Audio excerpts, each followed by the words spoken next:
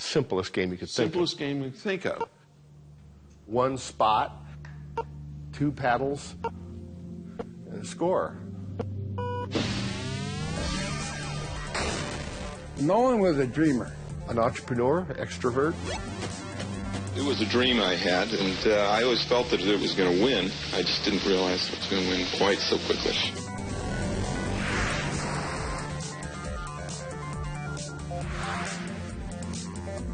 Absolutely, we changed the world. If we did nothing else, we changed the world. I was the youngest Silicon Valley president. I sort of plowed the field to make it easier for Jobs and Gates and those guys to plant. Okay, yeah.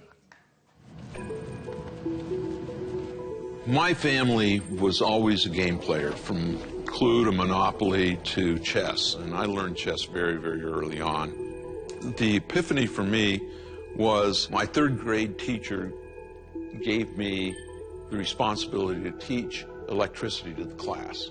And I got to play with the magic box that was locked in the closet. And it had dry cells and wires and switches and lights. And so I started tinkering and never stopped.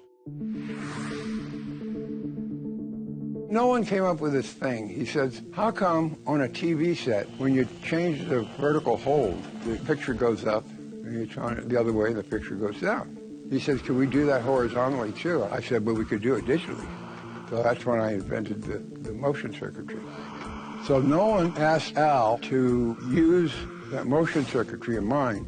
Al is a better engineer than I am, you know, by far. And get that on tape now. Put that down. The day that Al was to show up, I heard about this thing from Magnavox. I had competition, and I was scared. And so I went up to Burlingame, and they had 2 or 3 Magnavox Odysseys set up. And I looked at it, and it was fuzzy and didn't have sound, didn't have score. But I looked around, and people were kind of having fun with it. Odyssey. It's new from Magnavox. I had to tell Al what I wanted him to do.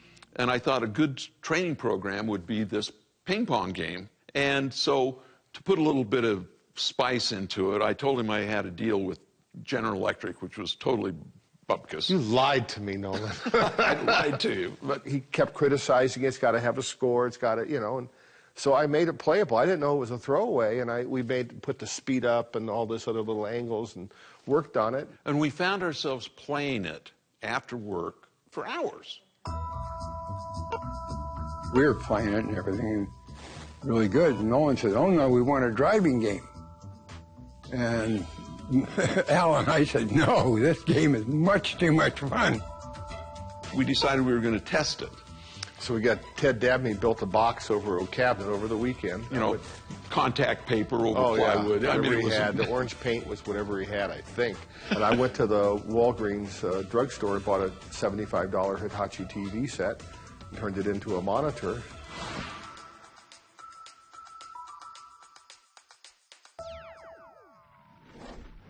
So here we are, Nolan. Here we are. Wow, it's changed a lot. A lot. When we put the Pong in here, it was just on the other side of this green pillars on a barrel. And remember, this place was a different kind of place. Oh, peanuts on the floor. Peanuts on the floor, and some of the barrels were for peanuts, unshelled peanuts. Right. This game had never been seen in the wild before. There were no instructions. There was nothing like it. And so I was just dying to see how people would adapt to it, how quickly. And boom, they started having fun with it really quick.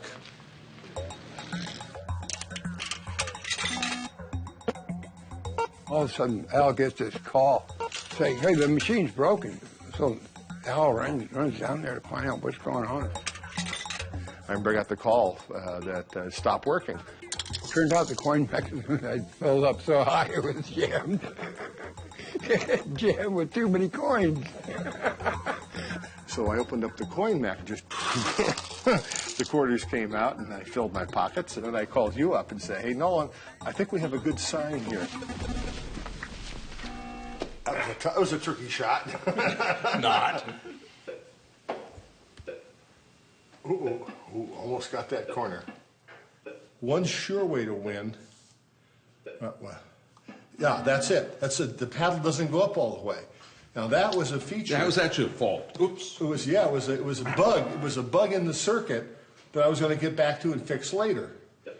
And then we realized that if we didn't have that, two good players could play forever.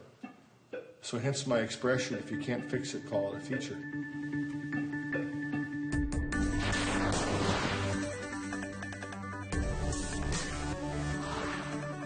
Home gaming was important because it allowed a much broader dissemination of electronic game playing into the population. We tried to sell the consumer Pong at the toy fair in New York. We sold none. And we said, what's wrong with this? Yeah, I mean, here we were at the toy fair with a product that would in fact become the hit product of the decade.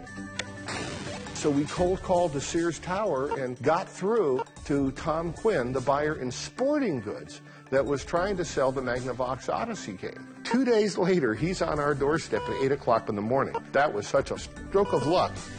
Quinn says, how many can you make by Christmas? And I said, 75,000. And then he came back with an order for 150,000. Right. I said, we can't possibly build this many because we just don't have the capital. He says, oh, let me introduce you to Sears Bank. Yeah.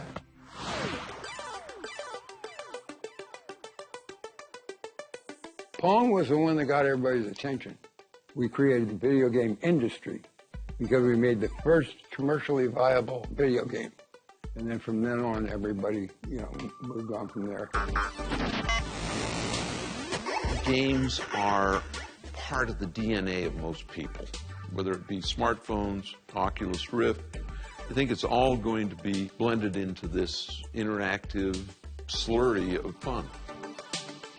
The ability to play anywhere, play anything is bound to be a continuing saga of the world.